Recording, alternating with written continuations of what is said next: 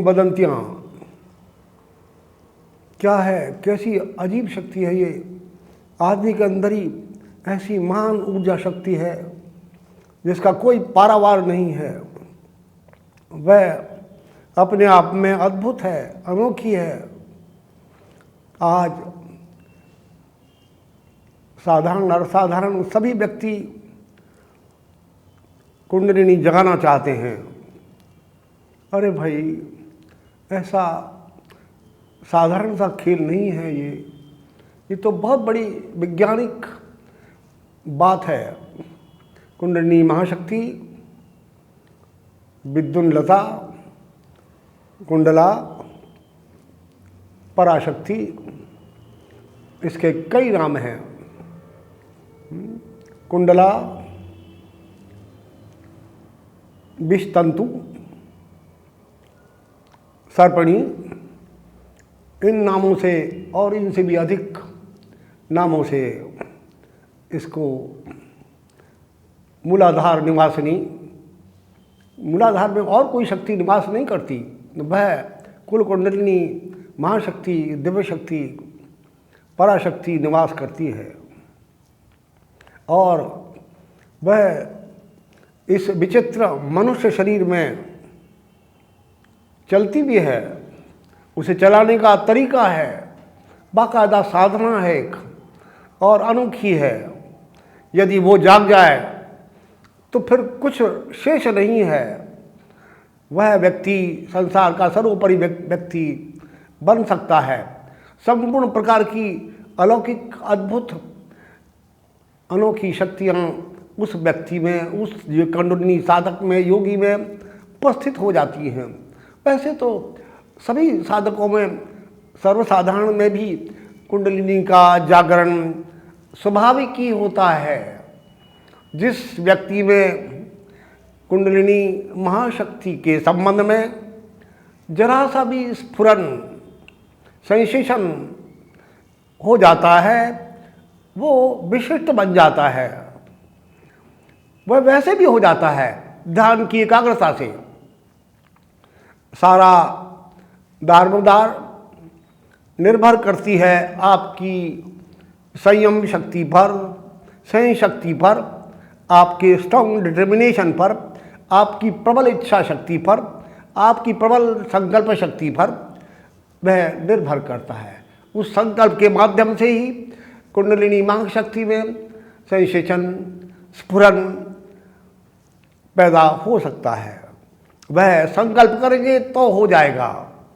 मनुष्य का शरीर अपने आप में प्रकृति का सबसे बड़ा अजूबा कोई हो सकता है कि तो मेरा आपका शरीर। इससे अद्भुत कोई दूसरी मशीन, यंत्र आज तक प्रकृति में ना प्रकृति ने बनाया, ना आधुनिक विज्ञान बना सकता है। अभी तो विज्ञान आपके शरीर के एक भी कलपुर्जे को बनाने में समर्थ नहीं है।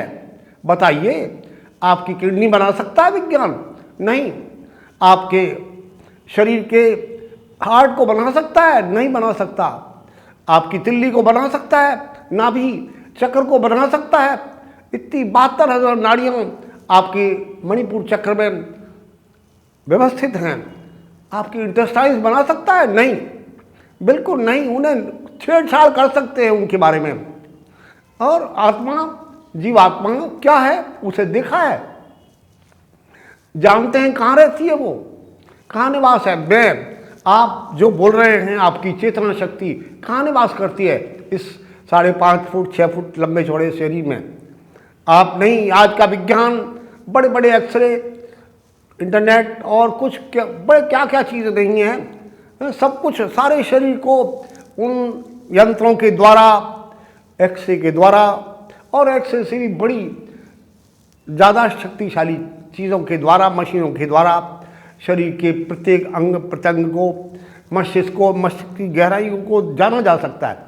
किंतु आज का विज्ञान बिल्कुल दूर खड़ा है इस शरीर के किसी भी भाग को। मस्तिष्क को बता सकते हैं, जान सकते हैं उसके बारे में क्या है। आज का वैज्ञानिक, बड़े से बड़े विद्वान डॉक्टर भी आप पूछें तो ये कहेंगे मनुष्य की इस खोपड़ी के संबंध में केवल 10% हम जानते हैं।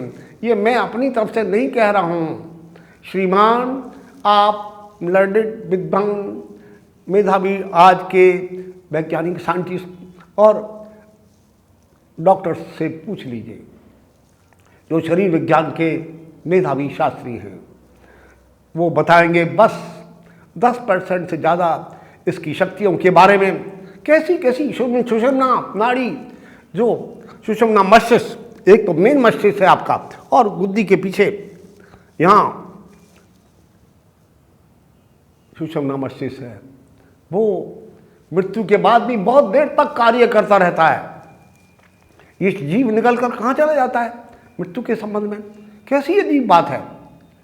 आपके शरीर में 10 द्वार हैं और कुंडलिनी महाशक्ति के जागृत हो जाने पर हम यहाँ बच्चे का आदिप नाम का एक स्थान है, अगर उस पर चोट लग जाए, हमारा मेरे भी है आपके भी सबके है, वो जब योगी की उस कुंडलिनी साधक पराकाष्ठ साधना जिसकी हो चुकी है, वो का ब्रह्मरंध्र फट जाता है। उस 10वें स्थान का द्वार का नाम है ब्रह्मरंध्र।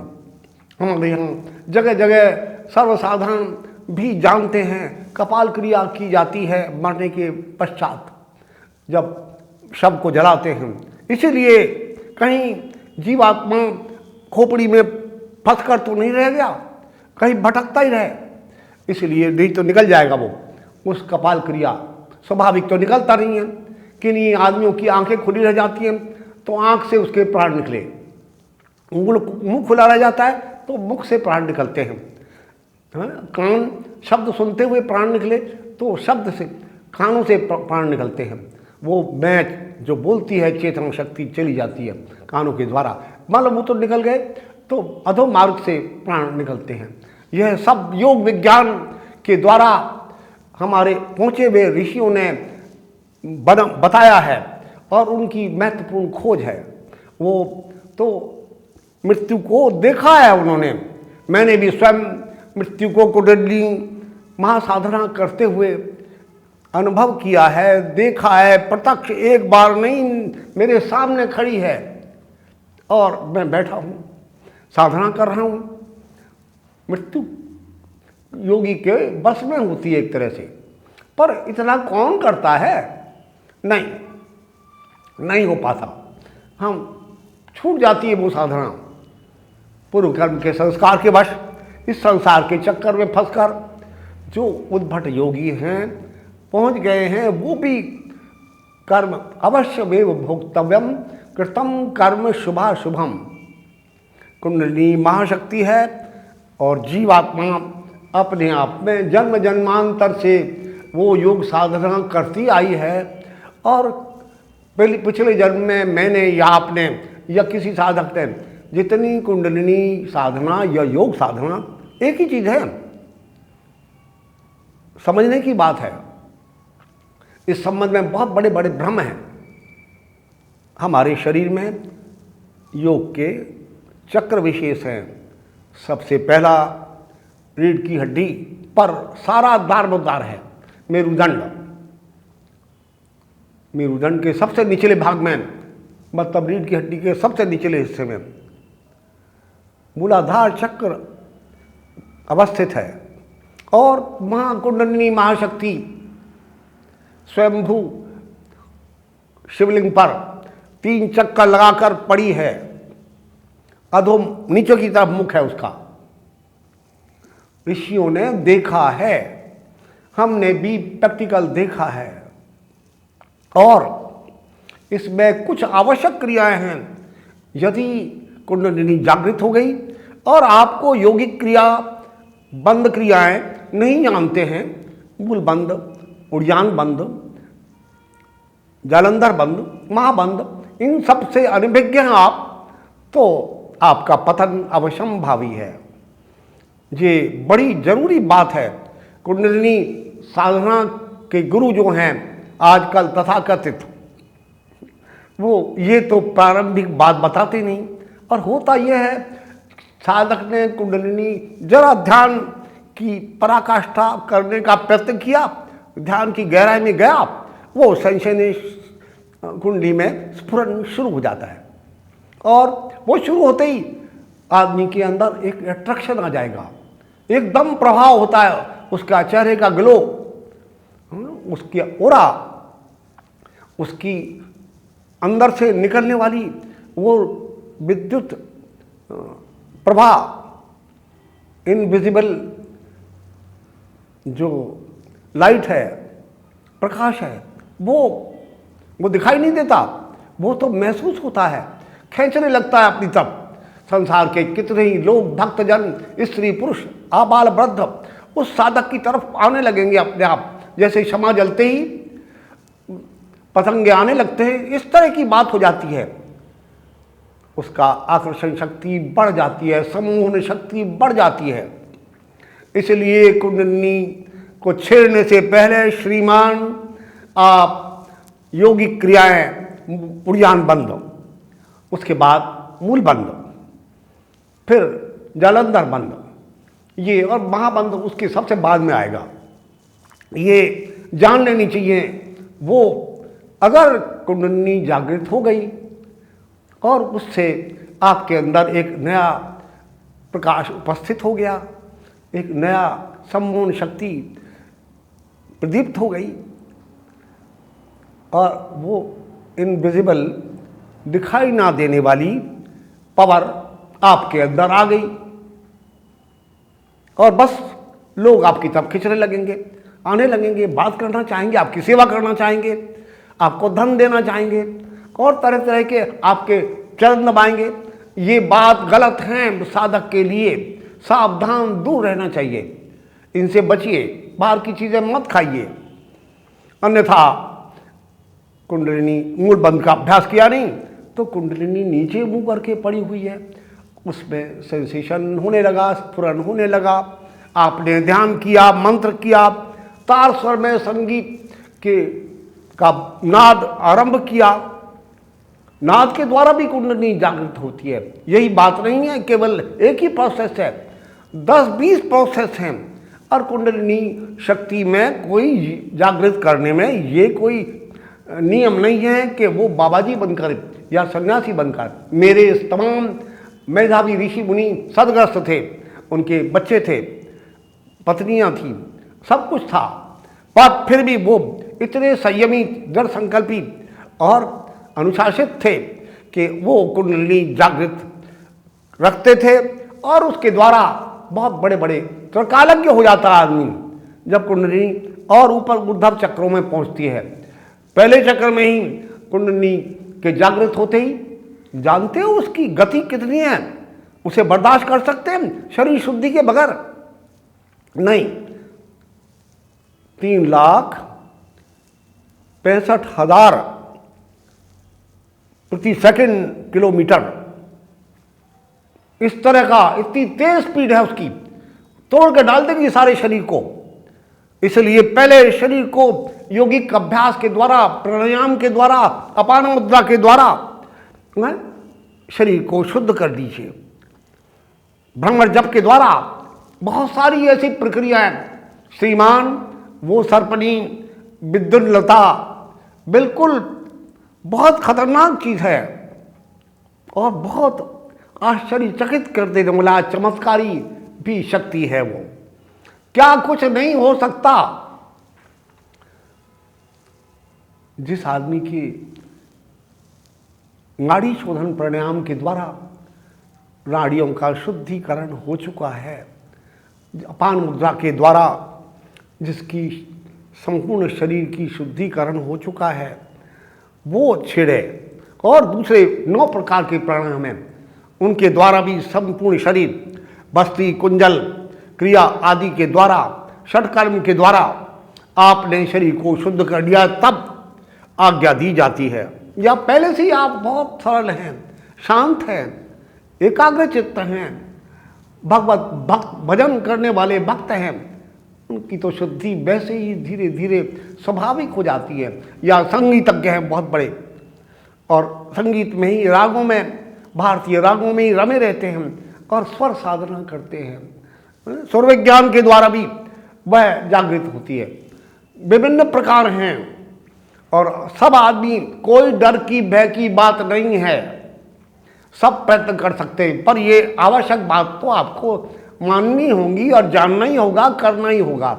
इसमें जल्दी मत करिए, शीघ्रता मत करिए, धीरे धीरे मंथर गति से चलिए और उसे भी मंथर गति से जागृत होने दीजिए। मूलाधार चक्र में वो जागृत हो गई। मूल बंध आपका लगा हुआ है। मूल बंध की पहचान है, गुदा मार्ग, मल मार्ग खिंच जाता है, मूत्र मार्ग ऊपर की तरफ खिंच जाता है, आंखें ऊपर चली जाती हैं, पेट थोड़ा पीछे की तरफ खिंच जाता है। मेरुदंड जब साधक एकार होता है और वो हुं है के ऊपर अनुसार चंद्र बिंदु वाला लगा हुआ है और हुं शब्द का लगातार उच्चारण करते उससे उस कुंडलिनी वाले स्थान पर झटका लगता है, धक्का लगता है। ये विशेष मंत्र है। इसे आवश्यक रूप से आप पर आसन का अभ्यास आपको 3 घंटे 36 मिनट का तो अवश्य हो ही जाना चाहिए, तब उसे छेड़िए। इसलिए रोजाना बैठिए, घंटा, आध घंटा, 1 घंटा, 1.5 घंटा, 2 घंटे, धीरे धीरे बढ़ाइए। रात्रि में, दिन में, जब समय मिल जाए, फिर आपका शरीर काबू आ जाएगा। सारा स्नायु मंडल, मन, प्राण सब आपकी आज्ञा के अनुसार कार्य करेंगे। एक्चुअली तो प्राण ही हो जाता है। मैं नाम की जो चीज़ है, मेरी चेतन शक्ति, वही प्राण, रीढ़ की हड्डी के सबसे निचले हिस्से में प्राण क्या है, यहाँ पर हार्ट पे धक धक धक कर रहा है, स्पंदित हो रहा है, यहाँ चल रहा है। जब मन एकाग्र, व्यक्तिगत बता रहा हूँ जो मैंने स्वयं करके देखा है, ये अतिशोक्ति नहीं है, बिल्कुल यहाँ हार्ट, ये पल्स बीटिंग बंद हो जाता है और प्राण का, हार्ट का वर्क की बंद हो जाता है। यहाँ नहीं स्पंदित होता प्राण, मूलाधार के निचले हिस्से में सुषुम्ना नाड़ी के पास स्पंदित होने लगता है धीरे धीरे। ऐसा ही पल्स बीटिंग की तरह वहाँ स्पंदन मालूम हो जाएगा। मैंने तो प्राण को चलते देखा है, नाभि में ऐसे होने लगता है, कंठ में ऐसे होने लगता है, हृदय चक्र में ऐसे होने लगता है, आंखों में ऐसे होने लगता है। जब आंखों में होने लगता मैं घबरा गया, आंखों में कोई गड़बड़ ना हो जाए, इसलिए एकदम हटाना पड़ा। फिर यहाँ ले आए आज्ञा चक्र में, और वो याज्ञ चक्र में बिल्कुल स्पंदन ऐसा होने लगा। तो प्राण चलता है, प्राण बाहर भी आता है, बाहर नहीं ला सके हम। एक आध बार वो स्वाभाविक ही अपने आप चला जाता है, किंतु प्रयत्न करने पर नहीं गया। कई घटना अभ्यास करते करते अकस्मात हो जाती है। मैं अनिल श्रीवास्तव, चीफ एडिटर सेटिव ग्रुप। मैंने यहाँ पे एक तरह से शांति की तलाश में आया था और यहाँ पे आकर के मैंने देखा कि जहाँ मैं उलझा था अपने कामों में, उन कामों में मुझे धीरे धीरे शांति मिलनी शुरू हो गई। हर उलझे हुए काम सुलझते चले गए। और यहाँ पर यह भी देखा कि एक सामूहिकता, प्रेरणा, इसका स्रोत देखा मैं गुरुजी का। गुरुजी हर को एक तरह का प्यार देते हैं और इन्होंने कभी भी भेदभाव नहीं किया। और यहाँ पे जो साप्ताहिक हवन होते हैं, यज्ञ होते हैं, उसे वैज्ञानिक तरीके से जस्टिफाई किया जाता है। आज के युग में इसका क्या इम्पोर्टेंट है, क्या इसके महत्व है, एक मोरल लॉ जो हमें हर कामों के लिए मोटिवेट करती है। जब भी हम जिंदगी के आभातापी में थक जाते हैं, कहीं तलाश नहीं मिलती है, तो हमें इस तरह के आश्रम की सख्त ज़रूरत होती है। और ख़ास करके आज की आधुनिक युग में जब हम कम्प्लेक्स होते चले जा रहे हैं, हमारे साथ कई प्रॉब्लम होती चली जा रही है, उस परिवेश में इस तरह की आश्रम और इस तरह गुरु जी का योगदान, इस तरह की काफ़ी ज़रूरत होती है। ख़ास करके यहाँ पे जो सुबह में योगाश्रम कराए जाते हैं, योगा कराई जाती है, सर्वाइकल, खुद मैं सर्वाइकल प्रॉब्लम से पीड़ित था, ऑपरेशन के लिए अस्पताल में था, ऑपरेशन होने वाला था, तो मैंने यहाँ पे संपादक जो आचार्य विक्रमादित्य जी हैं, इनसे मैंने बात किया, इन्होंने मुझे बुलाया और मैंने प्राकृतिक चिकित्सा को अपनाया और उससे मेरी प्रॉब्लम कहाँ चली गई, 75% रिलीज हो गया। और आज भी मैं यहाँ पे सुबह में आ कर के योगा लाभ ले रहा हूँ। सुबह में योग सीखता हूँ और साप्ताहिक कभी कभी जैसे समय मिलता है मैं चलाता हूँ। आज भी मुझे हवन करने नहीं आ रहा था, लेकिन पता नहीं मुझे एक तरह से खींचा हुआ चलाया और तीसरे अध्याय से मैं हवन में बैठ गया।